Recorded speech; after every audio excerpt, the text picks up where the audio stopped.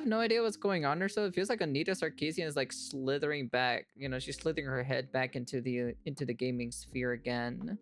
She just never like leaves. She's like never stops or so. But apparently she's back with apparently with the Expedition 33 devs. I don't drink coffee. I hate coffee. She Hey, needs what's up, more guys? Riff money. I here. guess So in so. this video, I'm going to be talking about a situation involving Expedition 33. This is a game that I'm sure most of you are already aware of, and one that has a very deserved level of success, despite many people in the industry, including games journalists, trying to drag it down at every corner. Now, why are we talking about this game today? Well, a lot of people are starting to develop some concerns about the team responsible for it, all thanks to this singular post made right here. The reason why people are talking about this is because the post comes from Anita Sarkeesian. Now, some people are looking at this post and the related photo and saying this is an awkward photobomb done by her that's putting the team for Expedition 33 in a very awkward position right now. And some people are also looking at this and, well, developing a level of concern regarding whether or not Anita Sarkeesian has any involvement with their company, either in the past, the present, or perhaps in the future. Now, to understand why people are concerned about this, or at least find it noteworthy, you have to understand the impact of Anita Sarkeesian. Recently, we saw this play out in real time with Slay the Spire 2. It was discovered that she was a consultant with this game, a game that had enormous success. But as you can Oh, see, Jesus Christ. God Lord, it's sitting on a mix right now? Is that what's happening? Jesus. the Steam ratings have dropped. The overall ratings have plummeted recently, thanks in part to a recent heavy Yikes. influx of negative reviews, which of course have been flagged as off-topic activity. Very interesting. But this whole situation is an absolute mess because That's so anybody weird that they say it's off topic, even though it is part of the game itself. So it's really not off topic because she's in the credits. So it's actually literally on topic. So associated with Anita Sarkeesian in the year 2026 is going to suffer consequences. I think there is a historical revisionism of Anita Sarkeesian, as pointed out in this post. I think this is a very fair point. People underestimate the level of impact this woman had on the gaming industry. Starting back over 10 years ago, she led a crusade to try to demonize gamers and the gaming industry in general, to What? twist it towards her agenda. And despite how What? goofy and ridiculous she is, she was very successful at her goal. She has caused immense and irreparable damage to the gaming industry, and She's people crazy, need to to be understand honest. her movement not only landed her on national television on many circumstances, she spoke before the United Nations about her cause, and people listened to her. As crazy as she is, as illogical as her goals and points are, as much as a grifter as she is, people listened in the industry, and that is the reality.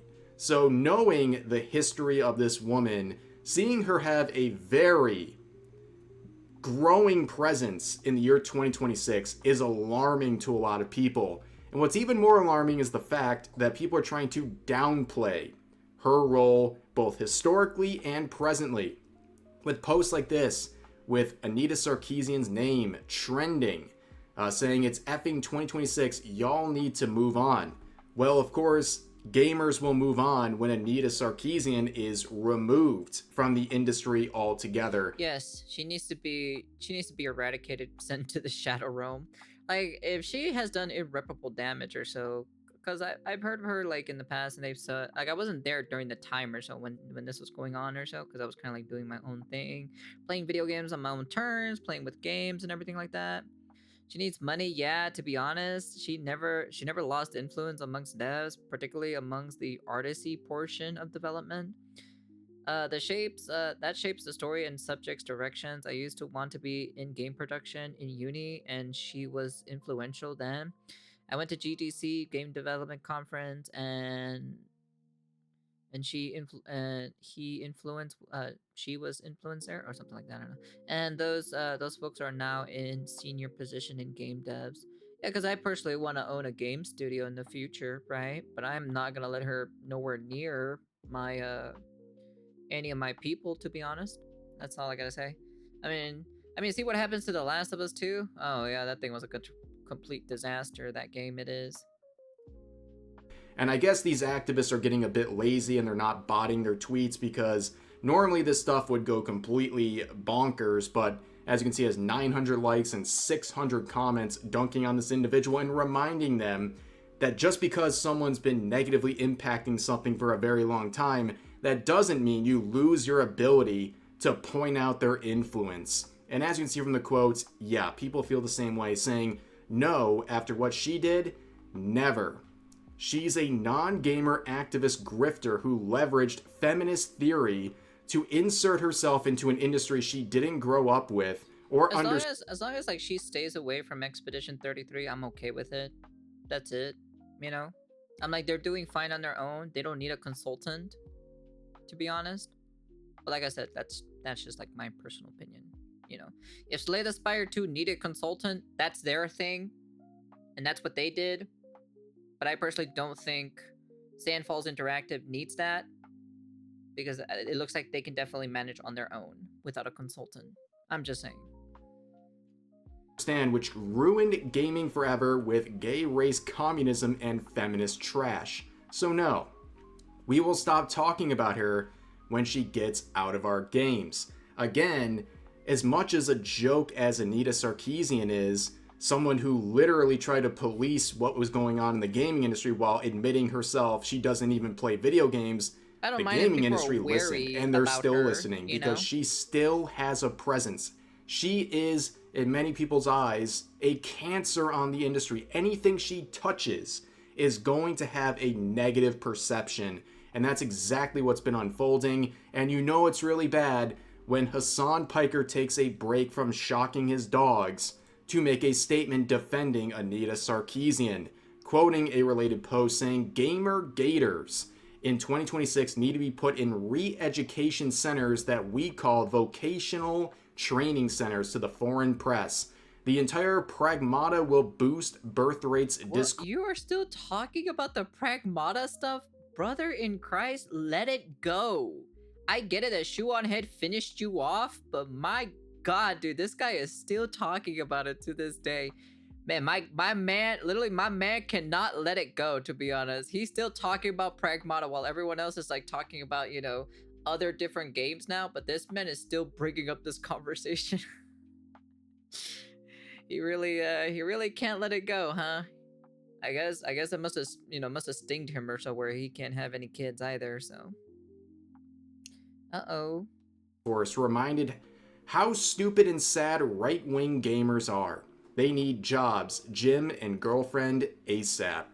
Well, besides the massive projection and another round of Hasan seething about Pragmata, you can see he's labeling all of the critics as right-wing gamer gators because Anita Sarkeesian also, at the same time, Hasan isn't even a gamer. Not to my knowledge, anyways. Dude doesn't even play any video games.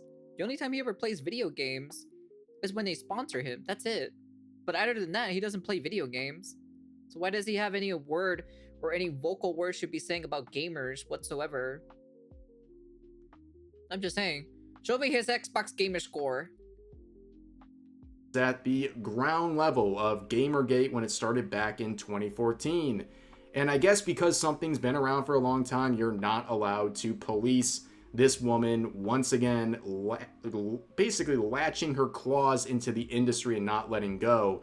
And this language about Gamergaters is reflected in how people at Kotaku and other journalist platforms are covering the Slay the Spire 2 situation, saying Slay the Spire 2 is getting review bombed again, this time because of chuds. An influx of new players are using Steam reviews to relitigate Gamergates. It's so funny and ironic that they talk about relitigating Gamergate. I don't know if this is, well, what was Gamergate? What was the origin of Gamergate? What caused Gamergate? Because I don't really know what the fuck really happened with Gamergate, to be honest. So, but I don't think it's gone that massive or so for it to be relitting Gamergate, you know? this every single day. They relitigate things that happened 10, 15 years ago all the time. I just talked about JonTron, for example. People relitigating his comments from nearly 10 years ago. It's okay when let me see. Gamergate began in 2014, initiated by the personal blog post known as the Zoe Post, written by Aaron Joni. The ex-boyfriend of an independent game developer, Zoe Quinn, the post accused Quinn of exchanging sexual favors for positive coverage of their game Depression Quest. What the fuck is Depression Quest? What the hell is that? Wait, what is that? Depression Quest? Hold up, give me a second. Hold up, what is that?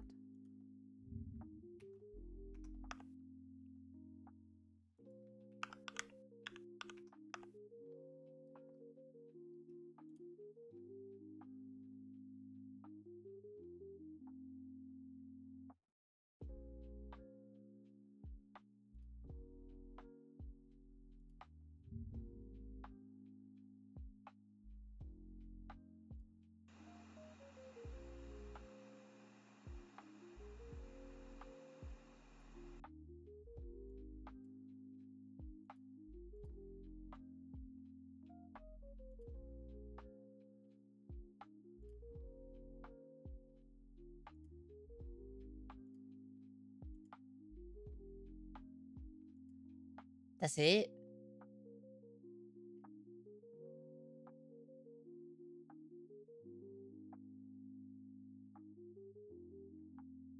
What the?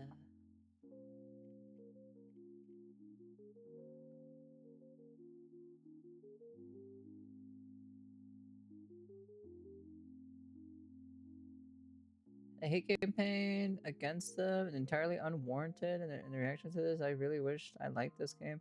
I do not. I don't dislike this game, but it is very bare bones, simple, repetitive, and hammers to the point home, while withdrawing choices and agency. I don't really get why there are actually options. They don't change much in the story besides this. Okay, so basically it's just a very subpar, mediocre game, basically. I totally forgot about Gamergate. I wasn't even there during the Gamergate shit because what was I doing? Wait, hold on. What games were at 24? Hold on, give me a second. I need to remember what the fuck happened. Let's see, what games came out in 2014. I need to know what games came out. Destiny. Oh, well, I know where I was spending my time in, to be honest. Call of Duty Advanced Warfare. Yeah, okay, I know exactly where I was spending my time with.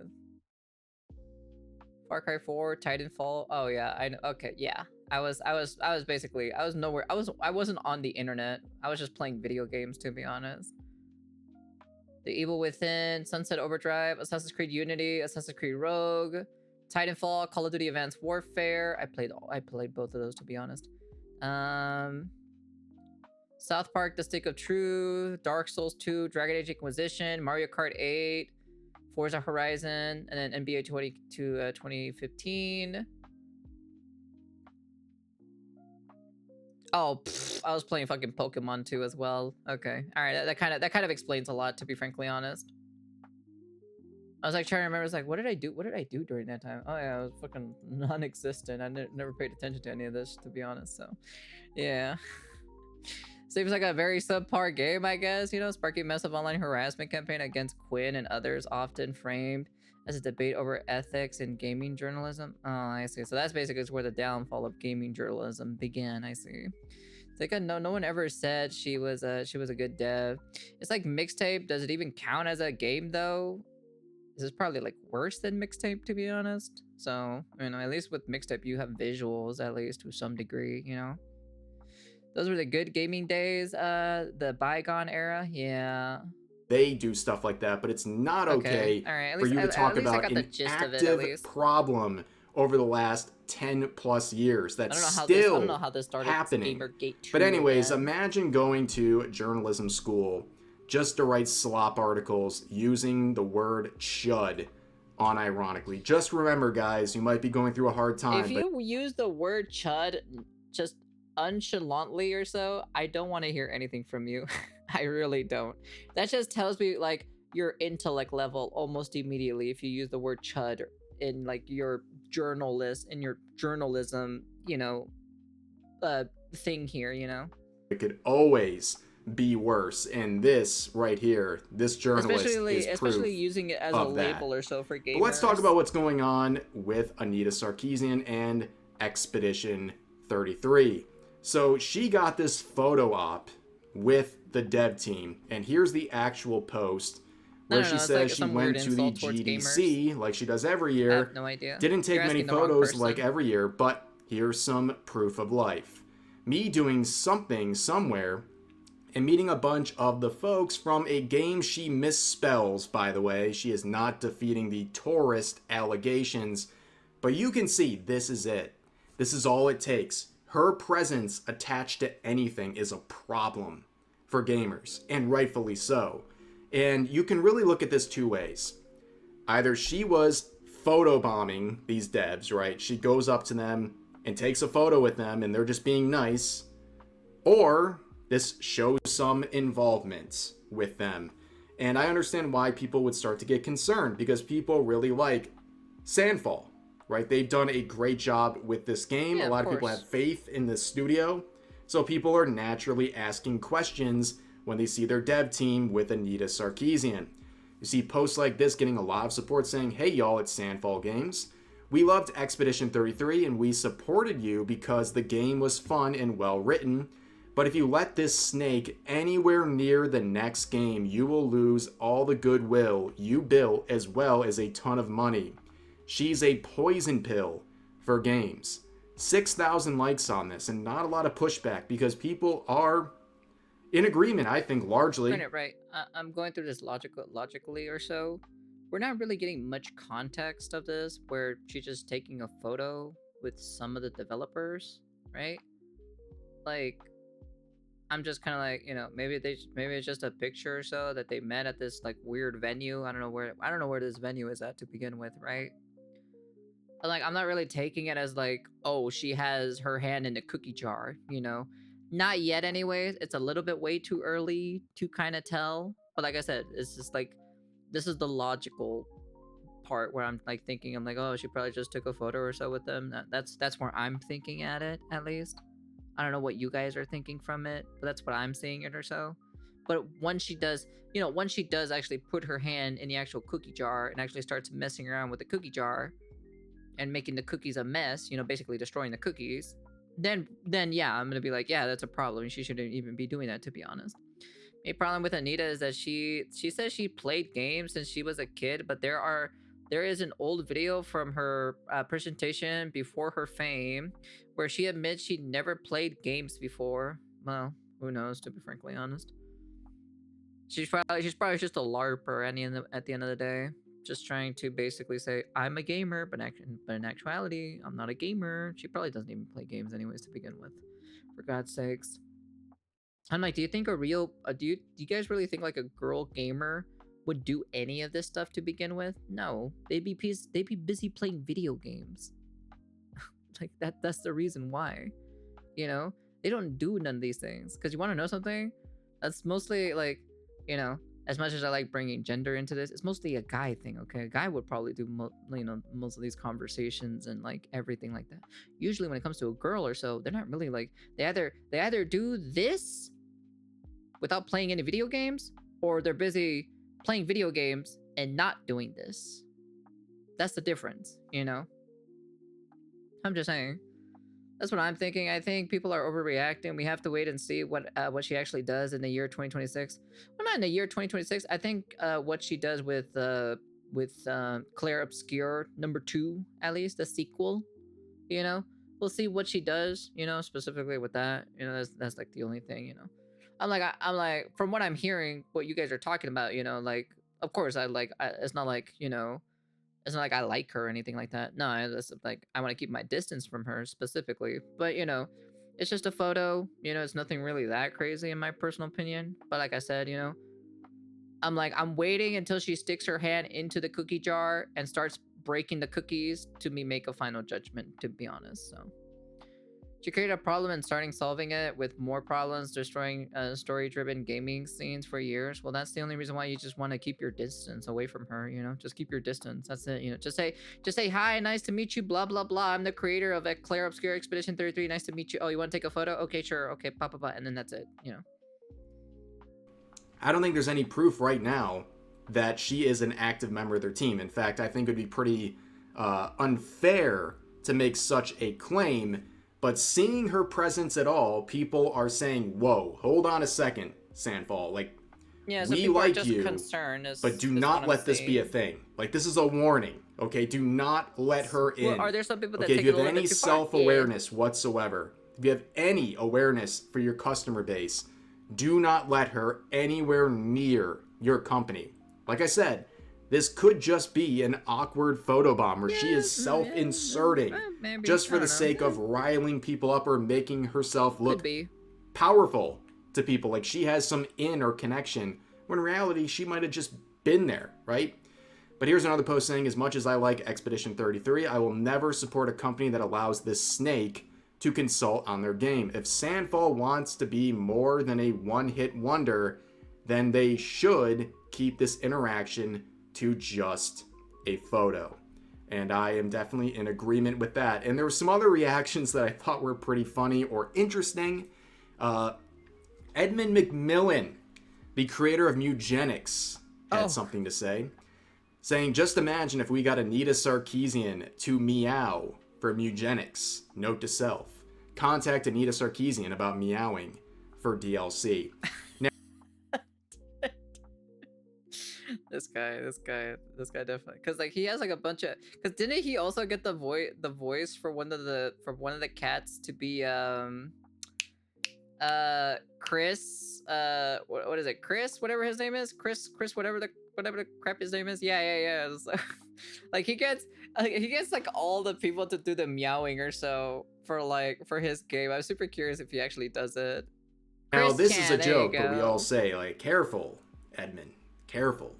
But the whole point of what he's saying here and why people are having fun with this is because he likes the counterbalance, right? Yeah. If he brings someone like Anita Sarkeesian on to meow for his game, he's going to find someone who's the opposite of her to balance it out. That's why Mugenics was getting canceled in the first place, because this guy just wants to bring on anyone, that game, though. Even if they're controversial, even if they're not even well liked. It's just to bring on a bunch of people, even as a meme. So I understand the joke he's going for, but people are like, ooh, easy there, buddy.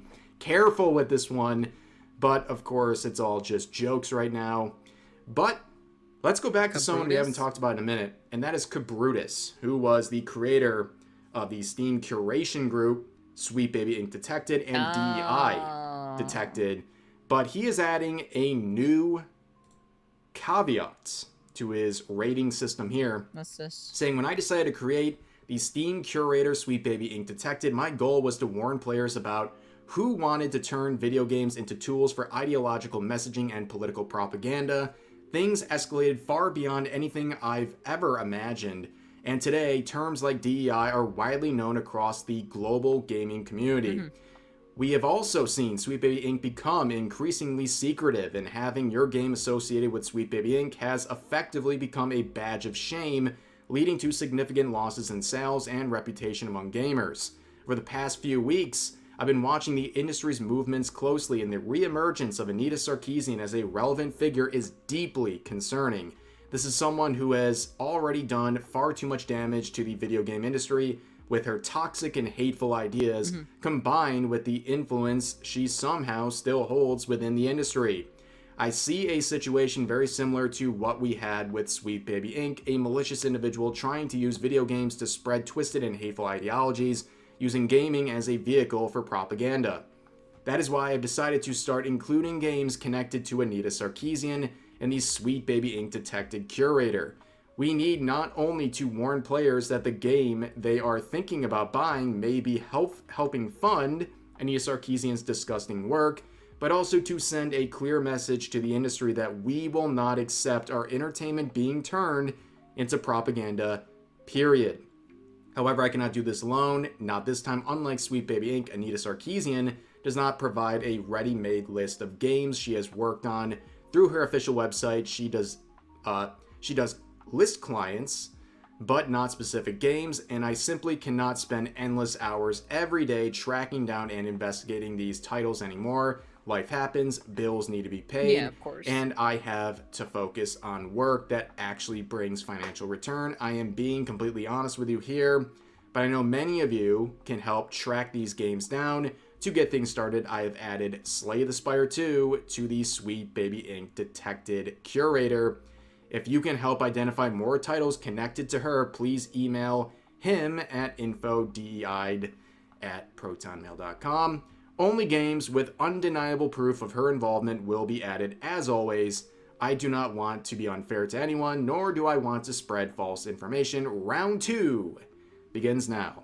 So you can see, because Slay the Spire 2 is confirmed, it's been added to this list, and I think that's a great thing.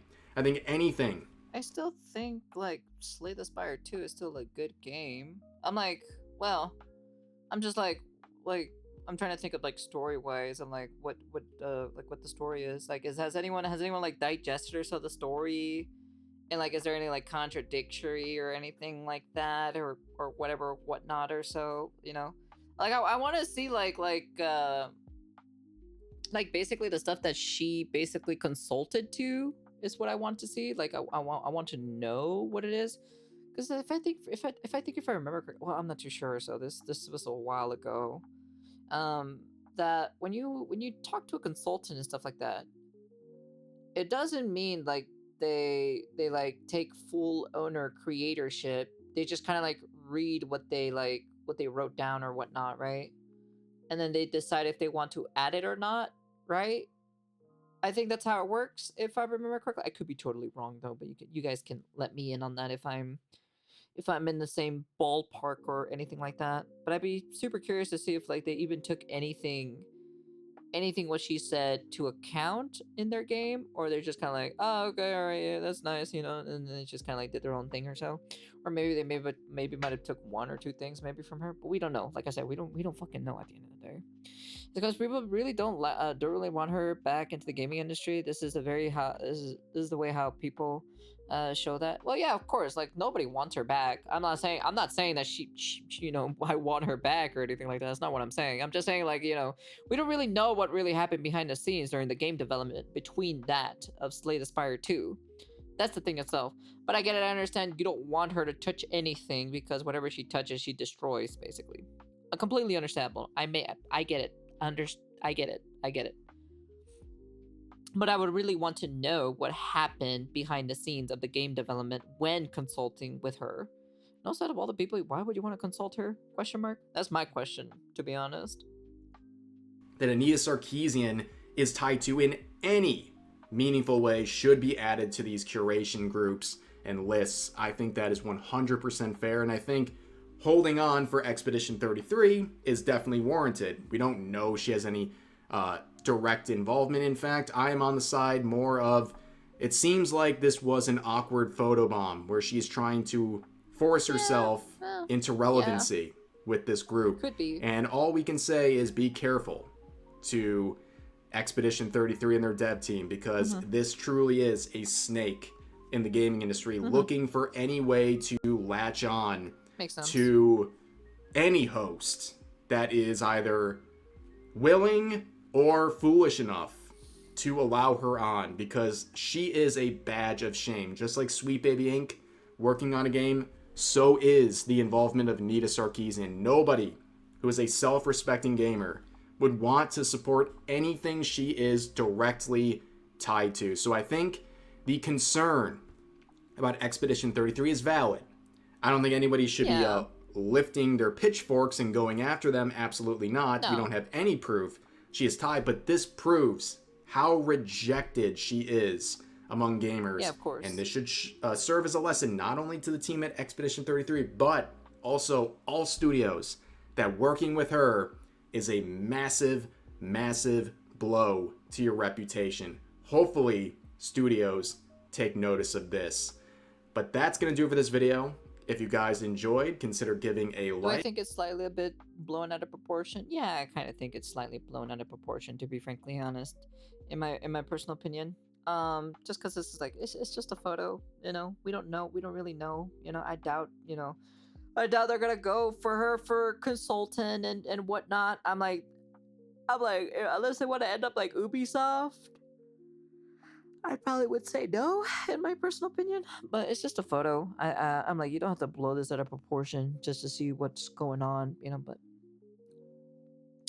we'll see what happens at the end of the day. We'll see what happens. I have to wait. It's more of a like it's a more of a waiting type of game. You wait and see to see what's her next move and what she does, you know? We gotta wait until she sticks her hand into that cookie jar and kills all the cookies that are in there. Then we talk about it, because if she destroys the cookies in there, then, you know, well, now you'd be like, hey, yo, get the fuck out of here, you know? That's kind of like basically it. But yeah. Anyways, that's the end of the video. You guys can comment, like, subscribe, do all that fancy jazzy stuff. That's about it. Ignore her existence altogether. Well, you can't really ignore her existence. I'm like, it's better to just keep an eye on her and be wary about her. That's kind of like basically it. Nah, send her to the Shadow Realm. She's got to play those Shadow games in order to be sent to the Shadow Realm. But like I said, we'll wait. We'll just wait and see. That's all we can really do is just wait and see, chat. That's it, you know? We'll just see what happens, and yeah, I guess, I don't know. Anyways, that's the end of the video. And peace. Also, it doesn't mean I'm defending her or anything like that. Okay, alright. I'm just saying it's just a wait and see thing. Alright? Just wait and see and keep your guard up. That's all I gotta say.